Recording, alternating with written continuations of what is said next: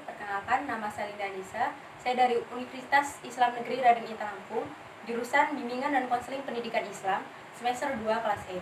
Di sini saya akan menjelaskan salah satu materi psikologi tasawuf, yaitu tingkatan-tingkatan nafs. Yang pertama, pengertian nafs. Yang kedua, pengertian nafs berkaitan dengan Al-Quran. Yang ketiga, tingkatan-tingkatan nafs. Berikut penjelasannya. Pengertian nafs. Nafs adalah jiwa dalam arti psikis berupa akal, hati, nafsu, dan roh. Yang keempat hal tersebut merupakan esensi dalam diri manusia. Nafs yang dikehendaki di sini adalah nafs yang berarti jiwa, bukan nafs yang berarti nafsu atau syahwat. Yang kedua, pengertian nafs berkaitan dengan Al-Quran. Nafs diciptakan Tuhan dalam keadaan sempurna sebagai perangkat dalam rohani manusia. Nafs diciptakan secara lengkap yang diilhamkan kepada kebaikan dan keburukan agar ia dapat mengetahui mana yang baik dan mana yang buruk. Dan manusia diberi kekuatan untuk memilih antara keduanya. Hal ini dapat dilihat dalam surat Asy-Syams ayat 07.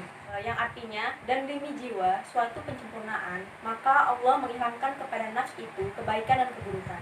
Nah, dalam ayat tersebut dengan tegas menjelaskan bahwa nafs diciptakan dalam keadaan sempurna untuk berkarya dengan beberapa potensi dan bakat yang dimiliki untuk menjadikan hidupnya lebih berarti dan bermanfaat bagi manusia, yang juga berfungsi sebagai perangkat dalam rohani sekaligus sebagai wadah potensi manusia.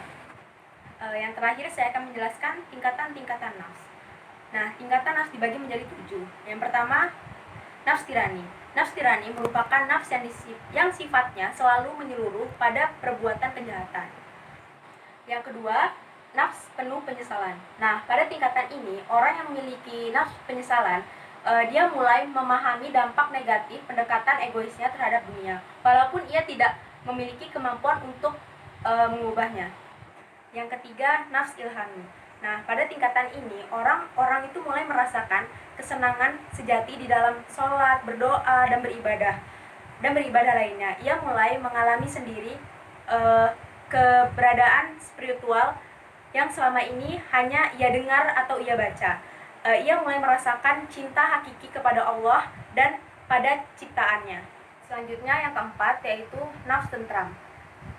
Pada tingkatan ini, ia sudah mencapai ketentraman. Ketentraman ini jauh berbeda dari keadaan yang biasa ia alami. Ketentraman di sini adalah pencapaian spiritual yang sejati, yang merasa puas dengan masa sekarang, dengan segala yang ada, dengan segala yang Allah berikan kepada. Yang kelima, nafs ridiyah. Nah, pada tingkatan ini, orang yang memiliki nafs ini tidak hanya puas terhadap takdir Allah, ia juga merasa puas terhadap segala kesulitan dan ujian kehidupan yang juga berasal dari Allah. Yang keenam, nafs mardiyah. Nah, pada tingkatan ini, orang merasakan dunia sebagai selalu kesatuan yang utuh dan menjadikan manusia yang sejati. Karena dalam tingkatan ini adalah tingkatan pemikiran antara batiniah dan roh. Orang yang memiliki nafs ini tidak lagi terpisah antara hasrat materi dan hasrat akan selalu bersama Allah.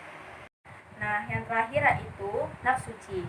Orang yang mencapai tingkatan ini hanyalah para nabi dan wali Allah.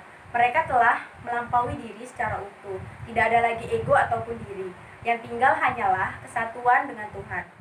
Sekian materi yang dapat saya sampaikan. Apabila ada salah kata, saya mohon maaf. Pada Allah saya mohon ampun.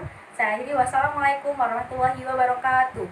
Terima kasih kepada Bunda Salma Puji Astuti selaku dosen pengampu psikologi tasawuf yang telah membimbing selama perkuliahan berlangsung.